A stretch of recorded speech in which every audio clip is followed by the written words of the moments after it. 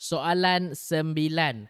Raja 9 menunjukkan imej bagi satu objek jauh, yang sangat jauh, yang dilihat menerusi sejenis kanta. Okey, kanta. Nampak bentuk tu dah tahu dah lah kan. Bentuk kantanya macam mana. Didapati imej maya yang dilihat tersebut kurang jelas. Kurang jelas. Okey, it's not clear.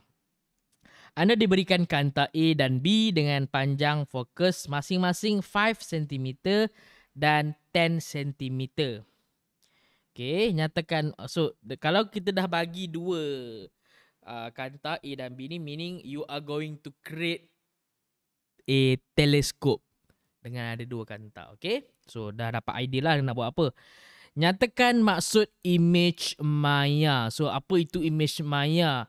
So, basically imej maya ni adalah imej yang you cannot projected it onto the screen. Okay? Ataupun bahasa Melayu dia, imej yang tidak boleh terbentuk di screen. Imej yang tidak boleh terbentuk di screen. Okay, B. Cadangkan bagaimana sebuah teleskop. Yes, you are now creating a telescope. Dapat dibina dengan menggunakan kanta A dan B supaya menghasilkan imej yang paling terang dan tajam berdasarkan ciri dan fungsi-fungsi kanta serta jarak antara kanta-kanta ni. So, ini kamu kena faham lah. Okay, kena faham macam mana nak pembinaan dia. So, apakah yang kita akan discuss dalam pembinaan kanta ni? Ini antara 5 point yang kamu akan nampak lah lepas ni. Okay, yang pertama kamu akan nampak, kita akan discuss, bukan nampak, kita akan discuss adalah kanta apa yang akan jadi kanta mata. Okay. So, macam mana nak jawab ini lebih susah juga ni, bukanlah susah. Okay.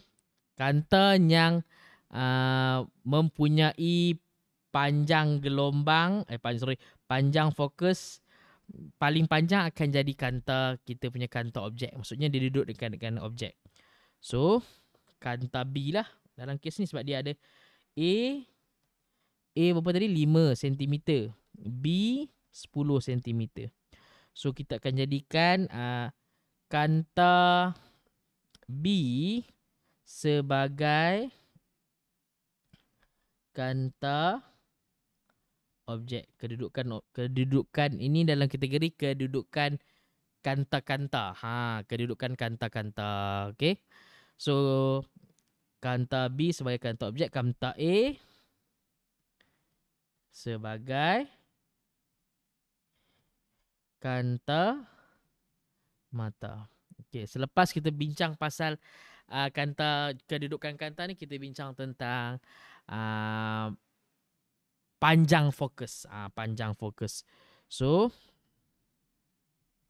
atas dia cikgu terlupa tulis panjang fokus. So, kita nak kanta objek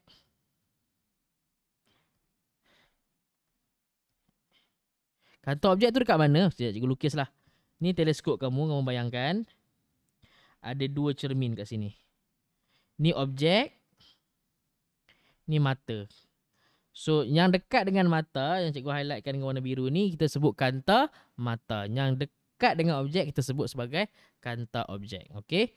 So, kanta, kita kembali kepada panjang fokus. Kita nak panjang fokus kanta objek lebih besar daripada, tulisan cikgu lawa sangat, kanta mata.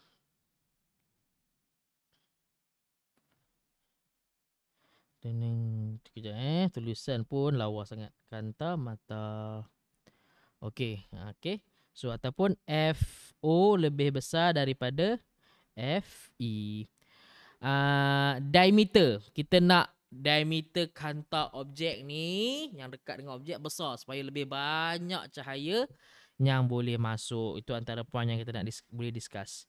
Diameter kanta objek. Kenapa kita nak diameter dia besar? Bila besar, lebih banyak cahaya yang masuk. Bila cahaya yang masuk, image tu akan jadi lebih jelas. Bukan lebih jelas, lebih terang. Lebih terang. Lebih terang. Okay. Selain daripada tu, kita nak diameter. Apa jadi pula diameter kanta mata? Kita nak macam mana? Kita nak diameter kanta mata yang kecil. Kalau besar macam mana kamu nak letak mata kamu ni ya? Okay. Alright. So sesuai saiz mata manusia lah sebab dia. Okay. Kemudian jarak antara. Yang ini antara yang membezakan antara mikroskop dengan teleskop. Kedudukan jarak fokus tadi tu. Jarak antara kanta. So kita nak dia akan jadi macam ni. FO tambah FM. FM dah. FO tambah FE lah. Mata. E tu untuk eye. Okay. So kita nak dia tak overlap. Dia sini tanpa sini. Macam itu. Okay. So kita tengok ciri-ciri dia pula. Tadi ciri-ciri dia. Now penjelasan. Kanta B sebagai kanta objek. Kanta A sebagai kanta mata. Kenapa?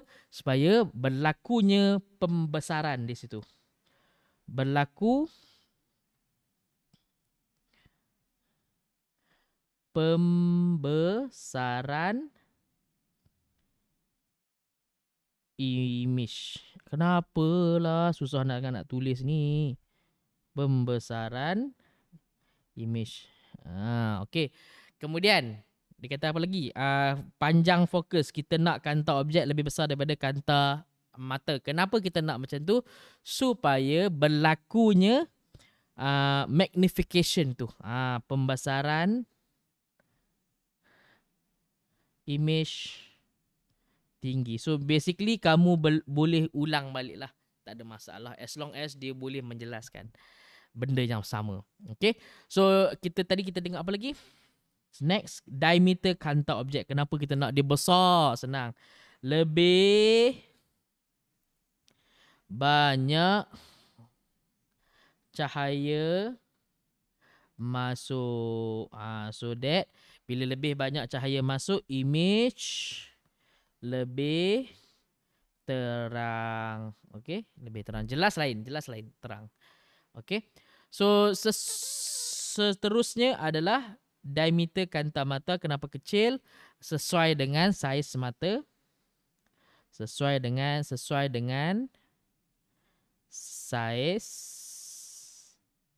mata manusia. Okay. Besar sangat kamu nak tahu macam mana, nak tengok macam mana kan. Okay. So jarak antara kanta.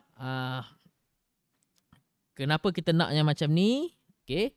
Untuk menghasilkan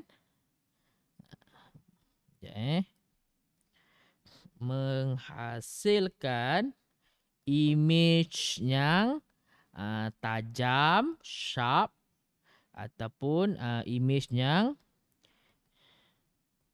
jelas. Tadi cerah kali ni baru jelas. Pada bila mana kita dah boleh melaraskan pada pelarasan normal. Kamu laras, dia duduk atas panjang fokus objek bertindih dengan panjang fokus mata, kanta mata, sedang kamu akan dapatlah image yang tajam, image yang jelas. Okey? Boleh faham so far? Maka dengan itu dah habis kot soalan. Yes, dah habis. Maka itulah soalan 9.